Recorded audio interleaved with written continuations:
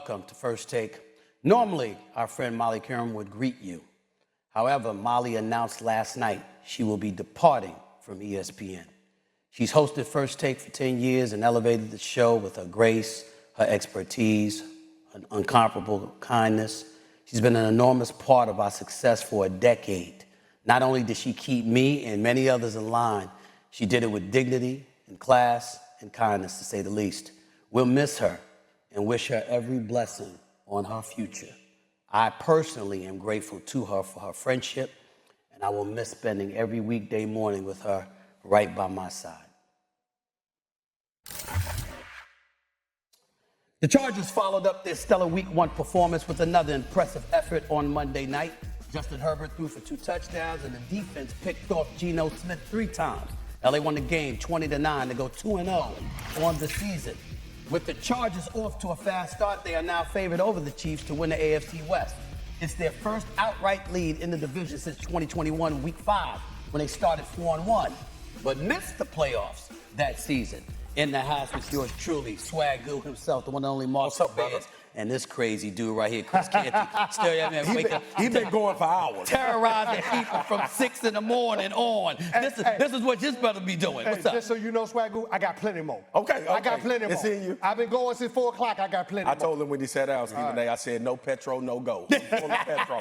It's time. I got you. It's time. Swag, let's start off the show. Let's get right to you. Will the Chargers win the AFC West? No, historically, I'm using my reference as far as the Chargers go. A really good football team. I think they're a top 5 team in the league based on the over 2 weeks work that they've done. I'm not discounting the Chiefs yet. I know everybody is down on them. They 0-2. I know it's a 12% probability that you get into the playoffs if you start the season 0-2. But them teams ain't have Patrick Mahomes and Andy Reid and the history that this team has been going through. And by the way, these were 1-score wins by the Philadelphia Eagles and the Chargers, who we think are 2 of the better teams, with a bunch of your requisite weapons missing for the Kansas City Chiefs from an offensive standpoint. I expect them to get it going. Now, I understand having a 2-0 division lead is a big deal early in the season, but there's still time to come back. It's still time to make a play if you Kansas City. Don't forget about Denver. Don't forget about the division in general as far as them being outright winners after 2 weeks in the season. Well, the one thing I would ask you not to forget is that, remember, even though I'm hosting the show now because Molly's not here, in the past, when I've been hosting the show, the same rules apply. Speak when spoken to. Don't be too long-winded. Address me as Stephen A. or Mr. Smith. Don't make any cringe-worthy faces, CC and Swagoo. You understand? And make sure you understand who the boss is today. Okay? By the way, I'll be hosting the show the rest of the week. Okay. So all comers recognize the law. Yeah. The law is being laid down. Go ahead, CC. You may speak. I'm timing you. Well, I appreciate you letting everybody know the rules and regulations when Stephen A. is hosting. I'm going to say this, Spears. I feel like the LA Chargers can run away and hide with this division. Okay. Just based on how the schedule lays out for them, man. Having those 2 division wins in the bank is huge. One of those being on the road last night against the Raiders.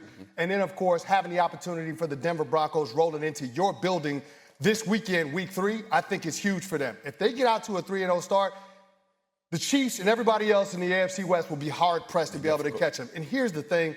I'm bullish on the LA Chargers because of what I'm seeing from Justin Herbert. Okay. And Jim Harbaugh has proven throughout the course of his coaching career, college and pro, that he knows how to get the best out of quarterbacks. He knows how to get them to realize their full potential while raising the floor from what we're going to see from them. Okay. And that's why I think Justin Herbert is capable of having a Josh Allen-esque renaissance. We saw Josh Allen the first few years of his career having some issues with the turnover-worthy plays. Okay. There was a roller coaster. You got a lot of good, but you got a lot of bad. Last year, he was able to stabilize that, ends up resulting in an MVP caliber season. I feel like Justin Herbert, through the first 2 games, is on his way to being able to put together that type of campaign. Maybe not an MVP, because he's not going to have the gaudy statistics. That's not how Jim Harbaugh plays. But in terms of the team success, it feels like Justin Herbert can get this team there with his ability to play make. Here's where I'm going to challenge you, CC. First of all, it's inconsistent because, first of all, you're kind.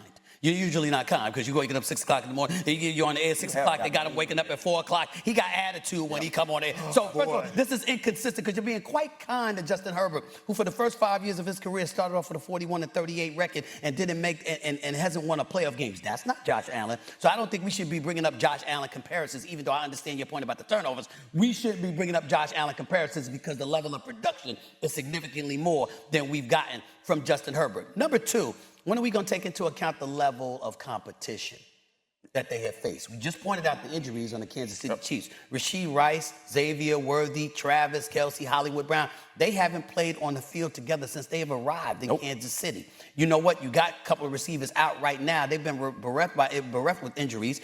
You're looking at that. That's Kansas City's dilemma.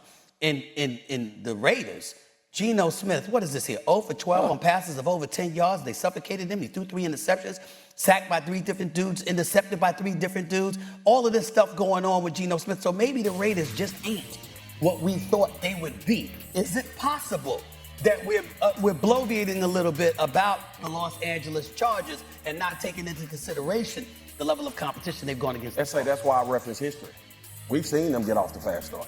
We've seen them have success. Now, I agree with you, CC, when it comes to Harbaugh and this coaching staff, and I think Greg Roman is doing a tremendous job as an offensive coordinator. Week 1, he was really the most impressive offensive coordinator in the league against Kansas City. Yep. But I will not dismiss Kansas City, bro. I just cannot do it. This team has too much history stored and cachet for me in week 2 to say that a team in their division is going to run away with it. That's a strong statement when you know that Patrick Mahomes and Andy Reid and what this franchise has done for so many years. I don't think that's gone. I hear everybody talking about the aura, and they don't have the stinger. They still a really good football team that doesn't have everybody at their disposal right now. I'm not ready now to go that far to say that Kansas City won't have something to say about what happens in the AFC West. Especially 15 games left with Patrick Mahomes in them. Well, hold on. I'm not saying that the Kansas City Chiefs can't get into the playoffs. What I'm saying is it's going to be hard for the Kansas City Chiefs to win the division when the Chargers, through week 3, got 3 division wins. We don't know if they're going to be 3. I understand that. I'm just saying there's an opportunity for them to take the division, run away, and hide. I got you. That's what I'm saying. There's the opportunity out there for them. Yep. The Kansas City Chiefs don't have that opportunity because they lost the first 2 games of their season. Okay? They don't have that. 0-1 in their division. Exactly. Well, 0-1 in their division. In their division, they're just 0-1.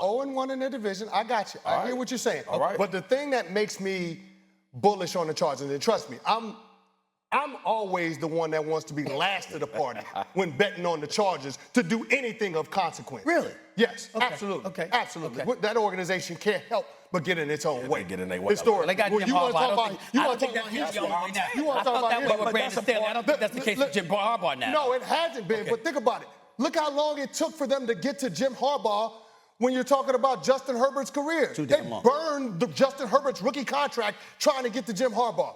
With Anthony Lynn, no disrespect, over his skis as a head coach. With Brandon Staley, no disrespect, over his skis as a head coach. It took them years to get to this point. But now what I'm seeing from Justin Herbert, he's been great when it comes to situational football. Great on 3rd down. Great against the blitz. Great at end of half. Great at end of game. But last year, the man threw 3 interceptions over 17 games and 4 in 1 playoff game. Exactly, You know what I'm saying? Stephen A. I'm with you on that. But this is a different Justin Herbert that we're getting.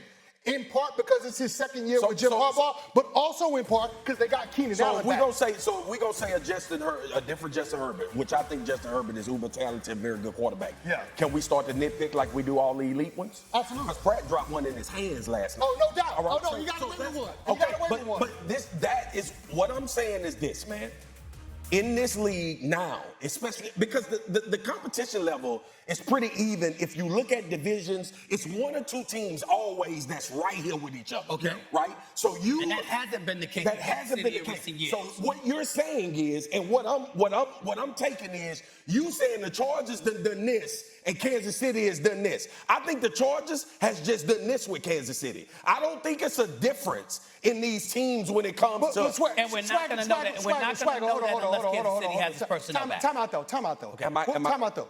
What does Kansas City do well on the offensive side of the ball? Nothing right now, Chris, but they don't have everybody.